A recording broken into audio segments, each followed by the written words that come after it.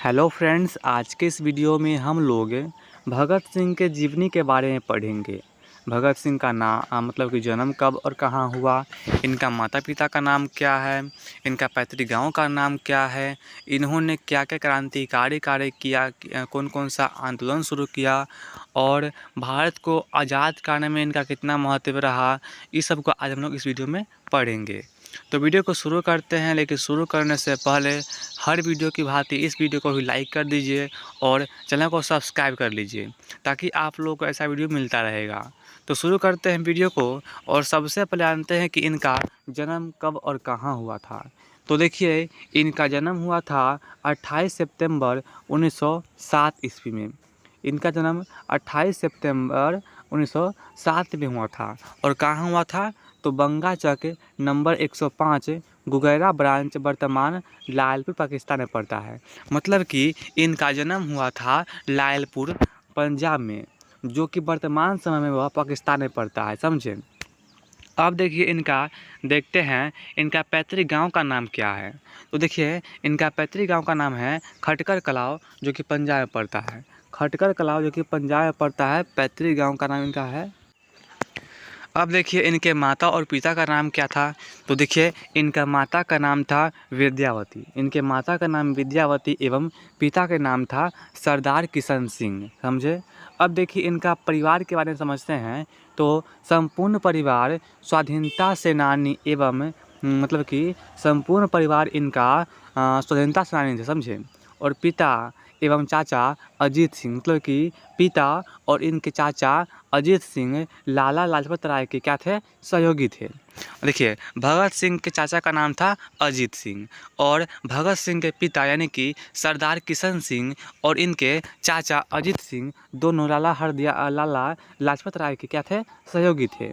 अब देखिए, आगे दिया हुआ है भगत सिंह के शिक्षा के बारे में जानते हैं कि उन्होंने कहाँ तक पढ़ाई किया है और क्या क्या पढ़ाई किया है। तो देखिए, प्रारंभिक शिक्षा गांव बंगा में किए थे। मतलब कि सभी लोग वैसे करते हैं, प्रारंभिक शिक्षा गांव में करते हैं और इनका गांव का नाम था बंगा। अब देखिए, आगे दिया हुआ है DAV स्कूल से वर्ग 9 तक की पढ़ाई की थी। मतलब कि प्रारंभिक शिक्षा गांव से किए और DAV तक के स्कूल मतलब कि DAV स्कूल से वर्ग 9 तक मतलब कि क्लास 9 तक पढ़ाई किए हैं। अब आगे दिया हुआ है नेशनल कॉलेज लाहौर से FA किए। नेशनल कॉलेज लाहौर से क्या किए, FA किए और BA के दौरान पढ़ाई छोड़ क्रांतिकारी दल में शामिल हो गए। और जब ये BA की पढ़ाई कर रहे थे तो BA के पढ़ाई बीच में ही रोक करके इन्होंने अपना क्रांतिकारी दल में शामिल हो गए।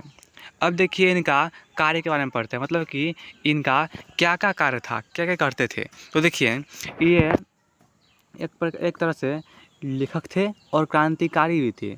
ये लिखते भी थे और क्रांति भी करते थे। अब देखिए, आगे हैं इनकी कृतियाँ, मतलब कि इन्होंने क्या क्या लिखा है।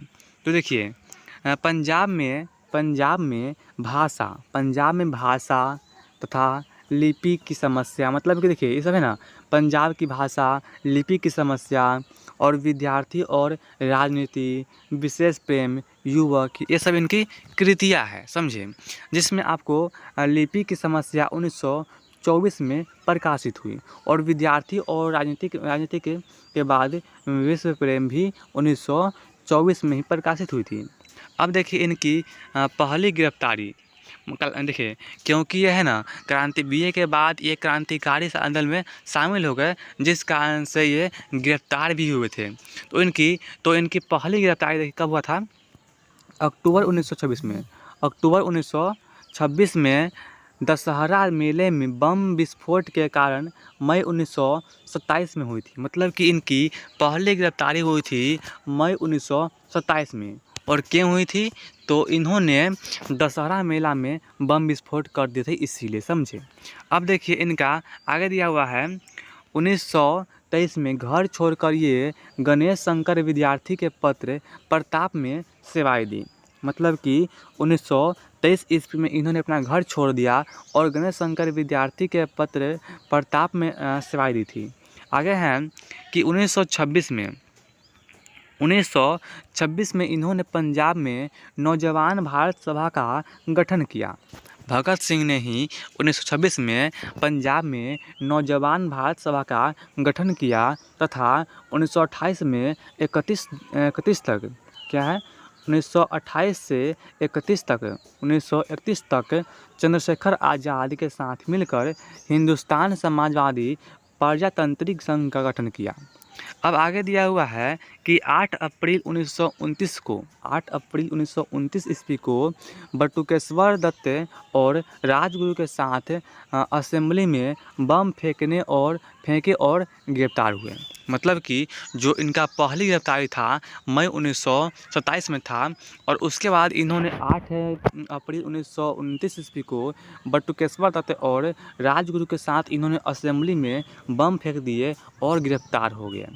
आगे दिया हुआ है अमर शहीद भगत सिंह आधुनिक भारतीय इतिहास की एक पवित्र स्मृति है तथा राष्ट्रीयता, देशभक्ति, क्रांति और युवा शक्ति के ये प्रेरणा पुंज के प्रतीक है। समझे।